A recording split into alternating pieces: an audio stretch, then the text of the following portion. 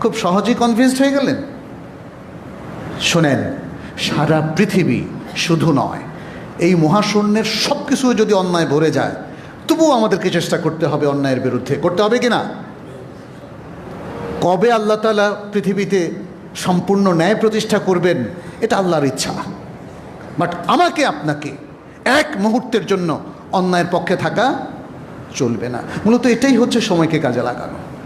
আপনি সময়কে কাজে লাগাতে পারবেন যদি এই ইমানের 100% ইমানের পথে থাকেন, সারাক্ষণ আমলে সালের উপর নিজেকে রাখতে পারেন, আর আপনার আশেপাশে আত্মীয় স্বজন থেকে আরম্ভ করে পরিবারভুক্ত লোক, জনগণ, সকল মানুষকে হকের দাওয়াতটা দেন, সত্যিকার দাওয়াতটা দেন, আর এ সকল কাজে ধৈর্য ধারণ করেন। তাড়াহুড়ো করবেন না। কষ্ট আসবে, সেখানে ধৈর্য ধারণ করবেন। সময় লাগবে, সেখানে ধৈর্য ধারণ করবেন। আপনার নিজেকেও আরও অনেক কিছু আর্ন করতে হবে, অভিজ্ঞতা অর্জন করতে হবে, নিজেকেও বিভিন্ন কাজে অনেক যাতনা সহ্য করতে হবে, সেখানেও আপনি ধৈর্য ধারণ করবেন, যেমনটি করেছিলেন আমাদের প্রিয় রাসূল সাল্লাল্লাহু আলাইহি ওয়াসাল্লাম এবং করেছিলেন সাহাবায়ে কেরাম। কি কঠিন ধৈর্য তিনি ধারণ করেছেন দেখেন। মক্কার 13টা বছর কি কঠিন। একটু সিরা পড়েন। আমি মাঝে মাঝে একটু আল্লাহর রহমত থেকে না, আমাদের অনেক ভাই বোনদের থেকে হতাশ হয়ে যাই যখন বলি যে হাত তোলেন কয়জন রাসূল সাল্লাল্লাহু আলাইহি ওয়াসাল্লামের সিরাতুন নবী পড়েছেন। 100 জনের মধ্যে 2-3 জনের হাত ওঠে। দুঃখজনক। পৃথিবীর সর্বকালের শ্রেষ্ঠ মানুষটার জীবন কি একটু পড়তে ইচ্ছে করে না? তার সুন্নাহ সম্পর্কে কি একটু জানতে ইচ্ছে করে না? তাহলে আপনি কিভাবে ভালো মুমিন হবেন? আপনার যিনি রোল মডেল, আল উসওয়াহ আল হাসানা, আপনি তা কি জানলেন না? তার লাইফস্টাইল দেখলেন না? সত্যকে প্রতিষ্ঠার জন্য তার ত্যাগ তিতিক্ষার ইতিহাস আপনি জানলেন না? মানুষের জন্য তার দরদ, মানবতার কল্যাণের জন্য তার জীবনব্যাপী সংগ্রাম আপনি জানলেন না? তাহলে কিভাবে আপনি ভালো মানুষ হবেন বলেন তো? রাসূল সাল্লাল্লাহু আলাইহি সাল্লাম শিষ্য আবি তালেবের 3 বছরের কথা স্মরণ করেন। কাবা চত্বরে তার সালাতের কথা স্মরণ করেন, যখন তার উপর উটের বিষ্ঠা চাপিয়ে দেওয়া হয়েছিল। এত ভারী তিনি নিজে উঠতে পারছিলেন না, তার কন্যা ফাতেমা রাদিয়াল্লাহু তাআলা আনহা এসে তাকে উঠালেন, উদ্ধার করলেন। তায়েফের ময়দানে সে কঠিন দিনগুলোর কথা একটু স্মরণ করেন। মক্কার তার বিরুদ্ধে যে ষড়যন্ত্রগুলো হয়েছিল সে কঠিন দিনের কথা স্মরণ করেন, যখন শেষ পর্যন্ত আল্লাহ তাআলা তাকে হিজরতের নির্দেশ দিলেন। আর মদিনায় এসেও তো তিনি শান্তি পান নাই। কতগুলো যুদ্ধ পরিচালনা করতে হয়েছে। আর আপনাদেরকে গত 50-এ কয়টা যুদ্ধ পরিচালনা করতে হয়েছে? 50 বছরে বলেন। নবী সাল্লাল্লাহু আলাইহি সাল্লাম 10 বছরে বদর, উহুদ, খন্দক, হুনাইন, তাবুক, তায়েফ যুদ্ধ, কতগুলো যুদ্ধ তাকে তার ভার বহন করতে হয়েছিল। তিনি কি কখনো আল্লাহকে বলছেন আল্লাহ এত যুদ্ধ আর পারতেছি না? বলেছেন কখনো? তিনি কি তার দায়িত্ব সঠিকভাবে পালন করেন নাই? তিনি কি কখনো ভীত সন্ত্রস্ত হয়েছিলেন? তিনি কি কখনো উদ্বেলিত হয়েছিলেন উহুদের প্রান্তরে যখন তার উপর আক্রমণ হয়েছিল, তাকেও রক্তাক্ত করা হয়েছিল? তিনি কি ভয় পেয়েছিলেন সেদিন? সুবহানাল্লাহ। নেতৃত্বের দায়িত্ব এক মুহূর্তের জন্য তিনি ভুলে যাননি। তিনি রক্তাক্ত হয়েছেন, পাহাড়ে আশ্রয় নিয়েছেন, কিন্তু তিনি তার সাহাবাদেরকে আবার উদ্বুদ্ধ করেছেন যে না, বিপর্যয় রোধ করতে হবে। রোধ হয়েছিল কিনা? সুবহানাল্লাহ। আজকে এত নিয়ামতের মধ্য থেকেও সময়টা কিভাবে কাজে লাগাচ্ছেন বলেন তো? জাতি গঠনের এই যে একটা বিশাল সময় কিভাবে ব্যয় করছেন আপনারা? ঘুমিয়ে? জাতির জন্য কি কাজ করছে? নিজের জন্য কি কাজ করছে? ইসলাম কিন্তু চমৎকার ফর্মুলাও দিয়েছে আমাদেরকে সময়কে কাজে লাগানোর জন্য। বলেছে হু আনফুসাকুম ওয়া আহলিকুম নারা, তোমাদের নিজেদেরকে এবং পরিবার পরিজনকে জাহান্নামের আগুন থেকে বাঁচাও। শুরু করতে হবে নিজেকে দিয়ে শুরু করতে হবে নিজেকে। যে নিজেকেই জাহান্নাম থেকে বাঁচাতে পারলো না, সে কি তার পরিবারকে বাঁচাতে পারবে? সে কি জনগণকে বাঁচাতে পারবে? সে কি দেশ জাতিকে রক্ষা করতে পারবে? পারবে না। অতএব ইসলামের এই যে একটা চমৎকার প্রায়োরিটি ম্যানেজমেন্ট এবং চমৎকার ডিসিপ্লিন, সেটাও একটা নলেজের ব্যাপার। আপনি নিজেকে সাফসুতরা পরিচ্ছন্ন জীবনের অধিকারী মানুষে পরিণত করেন, একটা পবিত্র জীবন যাপন করেন যেখানে কোনো অন্যায় নাই, জুলুম নাই, এবং যেখানে কোনো করাপশান নাই। আর যদি হয়ে যায় তওবা করেন, যদি হয়ে যায় তওবা করেন। সব ফর্মুলা আল্লাহ সুবহানাহু ওয়া তাআলা এবং তার রাসূল সাল্লাল্লাহু আলাইহি ওয়াসাল্লাম আমাদেরকে দিয়েছেন। তওবা একটা চমৎকার ফর্মুলা। যদি কেউ দাবি করেন আমি মানুষ, আমার ভুল হতে পারে, এবং আমি কালকেও আমাকে জিজ্ঞেস করেছিলেন একজন যে অনেকবার একই কাজ করছি, একই পাপ, আমার কি ক্ষমা হবে? আপনারা কি বলেন, ক্ষমা হবে? হ্যাঁ হবে, শর্ত হচ্ছে প্রতিবার সিনসিয়ার তওবা করতে হবে, প্রতিবার সিনসিয়ার তওবা করতে হবে। কেউ কেউ মাথা নেড়েছেন, মনে হয় যেন ক্ষমা হবে না। কোটি বার, ট্রিলিয়ন বারও যদি কেউ পাপ করেন ক্ষমা হবে। হাজার হাজার বারও যদি কুফরি করেন তারও ক্ষমা হবে, কিন্তু ক্ষমা তো চাইতে হবে, ক্ষমাটা চাইতে হবে, লোক দেখানো ক্ষমা নয়। ইয়া আইয়ুহাল্লাযীনা আমানু তুবু ইলাল্লাহি তাওবাতান নাসুহা, সত্যিকারের ক্ষমা চাইতে হবে। প্রিয় ভাইরা, সময়কে কাজে লাগানোর এটা মোক্ষম সময় আমাদের জন্য, সব সময়। যতদিন জীবিত আছি, হঠাৎ করে দেখবেন স্ট্রোকে একজন মারা গিয়েছে। কার মৃত্যু কখন আসবে কেউ কি বলতে পারে? সম্পূর্ণ সুস্থ মানুষ হঠাৎ করেও মারা যায়। অতএব সময়কে কাজে লাগান। সময়কে কাজে লাগানোর জন্য আপনার ইমানটাকে চেক করে নিন, ঠিক করে নিন, চেক করে নিন এবং ঠিক করে নিন। এরপরে আমলে সালেহের প্রোগ্রামগুলো আপনার সুযোগ মতো আপনি বাস্তবায়ন করেন। আমলে সালেহের মধ্যে ইসলাম 3টে স্তর দিয়েছে। একটা হলো জরুরি আমল, অ্যাসেনশিয়াল, আর জরুরিয়াত বলা হয়। আরেকটা হলো নেসেসারি, একদম ঠিক অ্যাসেনশিয়াল না হলে, অ্যাসেনশিয়াল হলো ফরজগুলো, দ্বিতীয় পর্যায়ের আমলগুলো হলো ওয়াজিব, আর তারপর হলো তাহসিনিয়াত, নফল, মুস্তাহাব। জীবনের প্রত্যেকটা কাজ এই প্রায়োরিটিতেই সাজানো, এবং শরিয়াই এই প্রায়োরিটিগুলো আমাদেরকে ঠিক করে দিয়েছে। ফলে আপনার ইবাদতের ক্ষেত্রে, ব্যক্তিগত ইবাদতের ক্ষেত্রে, পারিবারিক ক্ষেত্রে, আপনার সামাজিক ক্ষেত্র, রাষ্ট্রীয় ক্ষেত্রে, সবখানে দেখবেন কিছু আছে অতীব জরুরি, কিছু আছে নেসেসারি বা প্রয়োজনীয়, এবং কিছু আছে সুন্দর কাজ, ভালো কাজ, যেগুলো না করলেও ক্ষতি নেই, তবে করাটা উত্তম। কিন্তু মনে রাখবেন, জরুরি কাজ বাদ দিয়ে শুধু উত্তম কাজগুলোতে গেলে হবে না। ফরজ ওয়াজিব বাদ দিয়ে শুধু মোস্তাহাব নিয়ে থাকা যাবে না।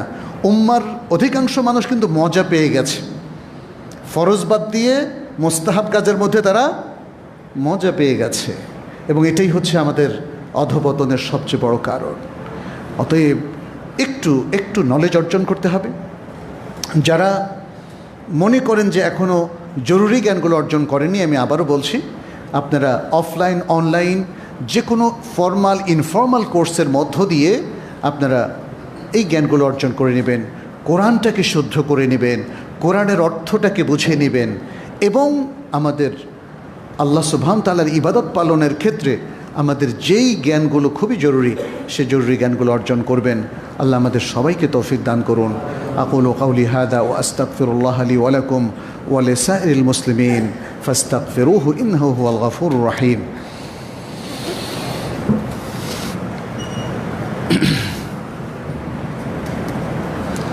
আলহামদুলিল্লাহি রাব্বিল আলামিন ওয়াল আকিবাতু লিল মুত্তাকিন وأصلي وأسلم على نبينا محمد وعلى آله وأصحابه أجمعين. أما بعد، أيها المسلمون، أوصيكم ونفسي بتقوى الله واتباع سنة نبينا محمد صلى الله عليه وسلم في كل شأن من شؤون الحياة وفي كل أمر من أمور الحياة. نسأل الله سبحانه أن يوفقنا وإياكم لما يحبه ويرضى. أيها المسلمون، আল্লাহ সুবহানাহু ওয়া তাআলা যে জীবনটা এবং যে সময়টা আমাদেরকে দিয়েছেন, সেগুলোর হিসেব কিন্তু তিনি নেবেন। সে বিখ্যাত হাদিসটার কথা আপনারা জানেন, বুখারী মুসলিমের হাদিস, আলা কুল্লুকুম রাইন ওয়া কুল্লুকুম মাসউলুন আন রাইয়াতিহি। জেনে রাখো, সাবধান, তোমরা প্রত্যেকে দায়িত্বশীল এবং তোমাদের প্রত্যেককে তার দায়িত্ব সম্পর্কে জিজ্ঞাসাবাদ করা হবে। এখানে রাসূলুল্লাহ সাল্লাল্লাহু আলাইহি ওয়াসাল্লাম ক্যাটাগরিক্যালি প্রত্যেক দায়িত্বশীলের নাম উল্লেখ করেছেন, এবং প্রত্যেক পুরুষকেও তিনি দায়িত্বশীল হিসাবে চিহ্নিত করেছেন, তার দায়িত্ব বুঝিয়ে দিয়েছেন, এবং এই দায়িত্বগুলো তাকে তাকে জিজ্ঞাসাবাদের মুখোমুখি করা হবে সেটাও বলেছেন, এবং প্রত্যেক নারীর কথাও তিনি বলেছেন। এছাড়া আরও দুটো হাদিস আপনাদের সামনে আমি উল্লেখ করছি।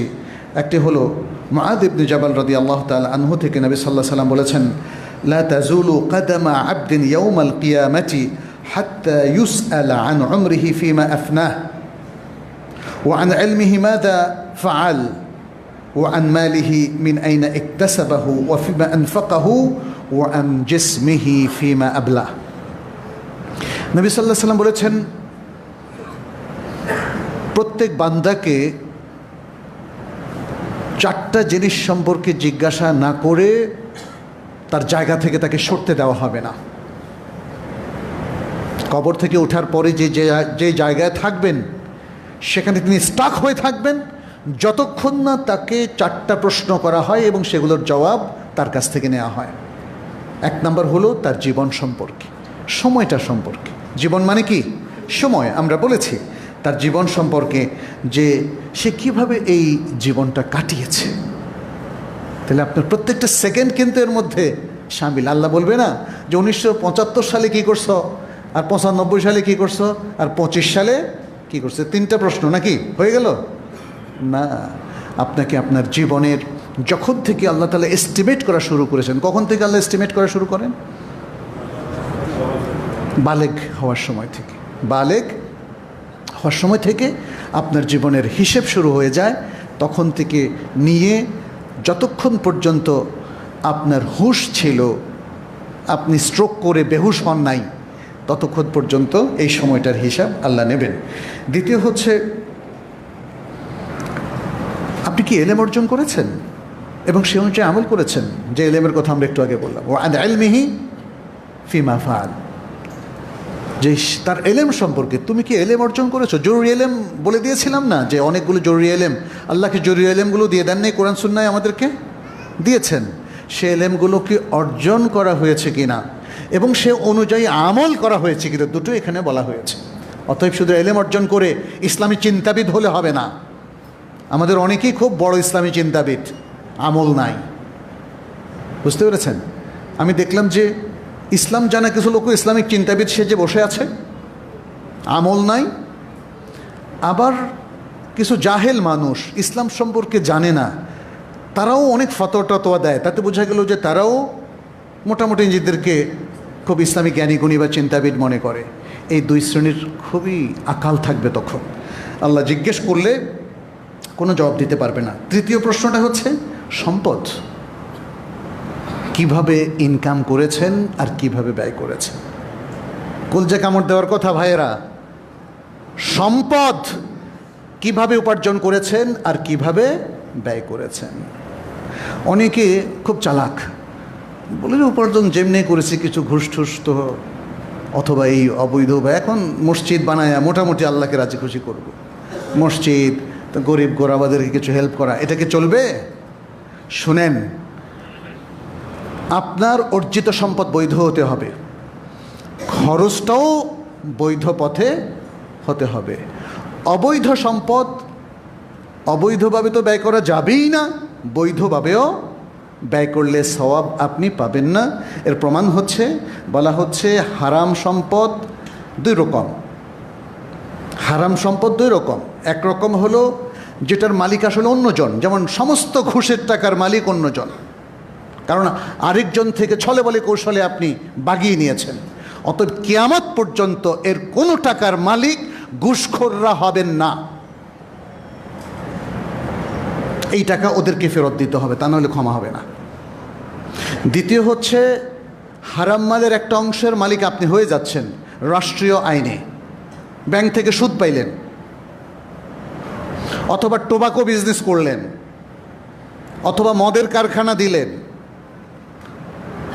অথবা কোনো মহিলা প্রস্টিটিউশন বিজনেসে ছিল, কিছু হাদিয়া টেদিয়া পাইছে, তাহলে এই সমস্ত ইনকামগুলোর মালিক সে হয়েছে, বাট এগুলো হারাম।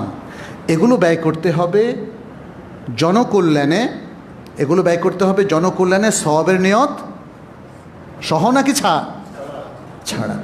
তাহলে বোঝা গেল যে আমাদেরকে ইনকাম করতে হবে বৈধ সম্পদ, ব্যয় করতে হবে বৈধ পথে। আর যদি ভালো কোনো পথে, আল্লাহর পথে ব্যয় করতে চাই, মসজিদ, মক্তব, দ্বীনের খেদমতে, তাহলে হারাম সম্পদ এই জায়গায় ব্যয় করা যাবে না। হারাম সম্পদ দিয়ে মসজিদ তৈরি করা যাবে না। যেই ব্যক্তি সেটা করবেন তিনি মহা অন্যায় করলেন। আল্লাহর ঘর, হারাম সম্পদ দিয়ে এটা হতে পারে না। আজকের অনেক মুসলিম সে জাহিলি যুগের মুশরিকদের চাইতেও খারাপ। জাহিলি যুগের মুশরিকরা যখন কাবাঘর নির্মাণ করেছিল, হালাল সম্পদ দিয়ে করার পরে বাকি অংশটা পারল না। হাতিম, যেটা আপনারা দেখতে পাচ্ছেন, বলল যে হালাল সম্পদ আমাদের কাছে নেই, অতএব ওটা আর আমরা হারাম সম্পদ দিয়ে করব না। কিন্তু আজকের মানুষ কতটা গর্হিত, সে হারাম সম্পদ দিয়ে মসজিদ বানায়। ইন্না লিল্লাহি ওয়া ইন্না ইলাইহি রাজিউন। অতএব মনে রাখবেন, যত কারসাজি করছেন এর প্রত্যেকটার জবাব আমাকে আপনাকে দিতেই হবে। চতুর্থ যে বিষয়টা, সেটা হলো আপনার শরীর সম্পর্কে জিজ্ঞেস করা হবে। কোনো কোনো বর্ণনা এসছে আপনার স্বভাব, যৌবন সম্পর্কে জিজ্ঞেস করা হবে, যে শরীরটাকে আপনি কিভাবে কাজে লাগিয়েছেন, আল্লাহর পথে নাকি অবৈধ পথে, জেনা, ব্যভিচার, সমকামিতা এগুলোর পথে, নাকি আপনি আল্লাহর পথে নিজেকে ধরে রাখতে পেরেছেন, ধৈর্য ধরেছেন। আপনার যৌবন, আপনার প্রৌঢ়ত্ব, আপনার জীবনের সবগুলো সুন্দর মুহূর্ত আপনি আল্লাহর পথে ব্যয় করেছেন। দ্বিতীয় যে হাদিসটি, সেটি বর্ণনা করেছেন, এই হাদিসটা ইমাম তিরমিজি সহ আরও অনেকে বর্ণনা করেছেন এবং শেখ আলবানী হাদিসটাকে সহিহ বলেছেন। দ্বিতীয় হাদিসটা আত-তারগিব ওয়াত তারহিব গ্রন্থে এসেছে, আল হাকিম, বাইহাকি বর্ণনা করেছেন এবং এটাকেও শেখ আলবানী সহিহ বলেছেন, কোথাও হাসান বলেছেন। এটা হলো ইগতানিম খামসান কাবলা খামসিন, 5টা জিনিসের কে গনিমত হিসাবে গ্রহণ করুন। গনিমত, গনিমত তো বুঝতেই পারছেন, তাই না? এটা একটা ইসলাম পরিভাষা। 5টা বিষয় চলে আসার আগেই এর মধ্যে বলেছেন, ও হায়াতাকা কাবলা মাউতিক, হায়াতাকা কাবলা মাউতিক, তোমার মৃত্যু আসার আগেই তোমার জীবনকে, মৃত্যু আসার আগেই জীবনটা গনিমত। আপনাদের আমাদের সবার জীবনটা গনিমত, অতএব জীবনটাকে কাজে লাগাতে হবে। এখানে আরও অনেক সুন্দর কথা আছে, আমি সেদিকে আর যাচ্ছি না। অতএব আমরা যদি আমাদের সময়টাকে কাজে লাগাতে চাই, তাহলে আমাদেরকে আল্লাহর দেয়া বিধানগুলোকে মেনে নিতে হবে এবং সব কিছু থেকে আমাদেরকে শিক্ষা গ্রহণ করতে হবে। আল্লাহ বারবার ইয়া উলিল আলবাব, তারপর লিকাউমিয়া আলামুন, লিকাউমিয়া আকিলুন, এভাবে জ্ঞানী জাতি, বুদ্ধিমান জাতি, আকলমান জাতিকে বারবার বুদ্ধি গ্রহণের দিকে তিনি আমাদেরকে ডাক দিয়েছেন। আমাদের যে জিনিসগুলো থেকে বেঁচে থাকতে হবে, আমি সংক্ষেপ করব, সেই জিনিসগুলো হলো জীবন ধ্বংসকারী, সমাজ ধ্বংসকারী, মানুষের ক্ষতিকারক এবং সময় নষ্টকারী যত জিনিস আছে, এগুলো থেকে আমাদেরকে বিরত থাকতে হবে। চাই সেটা হোক আড্ডা, টিভি, সিনেমা, খেলাধুলা ইত্যাদি। ইসলাম খেলাধুলাকে জায়েজ বলেছে ব্যায়ামের জন্য, খেলাধুলাকে প্রফেশনালি নেওয়ার কথা ইসলাম বলেনি। এভাবে আরও বিভিন্ন কথা আছে, ইনশাল্লাহ আমরা পরবর্তীতে সেটা নিয়ে আলোচনা করব। আমাদের দেখা যাচ্ছে অফিসে, আদালতে, আমাদের প্রচার মাধ্যমে, সোশ্যাল নেটওয়ার্কে, বিভিন্ন জায়গায় আমরা সময় নষ্ট করছি। মনে রাখবেন প্রিয় ভাইয়েরা, বোনেরা, আপনাদেরকে এর প্রত্যেকটা ইভেন্ট, প্রত্যেকটা মোমেন্ট, প্রত্যেকটা ওয়াচিং সম্পর্কে আপনাদেরকে জিজ্ঞাসাবাদ করা হবে। কি জবাব দিবেন সেটা একটু ভেবে দেখুন। নতুবা যদি কেউ এখনও সময় নষ্ট করে থাকেন, তওবা করে আল্লাহর পথে চলে আসুন, জীবনটাকে কাজে লাগান, জীবনটাকে নিজের কাজে, পরিবারের কাজে, সমাজের কাজে, বিশ্ব মানবতার কাজে লাগান। ইসলাম সে কথাই বলছে। ইসলাম আপনাকে আমাকে স্বার্থপর হয়ে থাকতে বলেনি শুধু নিজেকে নিয়ে ব্যস্ত থাকো, বরং ইসলাম বলেছে দুনিয়ার এই যে এত বড় প্রোগ্রাম, এগুলো মানুষের কল্যাণের জন্য। শুরুতেই বলেছিলাম এগুলো আল্লাহর কল্যাণের জন্য না, এগুলো মানুষের, মানবতার, মনুষ্য সমাজের, মানব দেশের কল্যাণের জন্যে। অতএব আসুন আমরা নিজের কল্যাণ, পরিবার, মা বাবা, আত্মীয় স্বজন সবার জন্য এবং সমাজ ও রাষ্ট্র সবার কল্যাণে কাজ করি, ভালো মানুষ হয়ে কাজ করি, তাহলে আল্লাহ তাআলা খুব দ্রুত আমাদের মধ্যে বারাকা দিবেন। এই দেশ যতটা নিজেকে বঞ্চিত ভাবছে, যতগুলো প্রবলেম ফেস করছে, মনে রাখবেন সত্যের পথে না আসা পর্যন্ত এই প্রবলেম কোনোদিন দূরীভূত হবে না।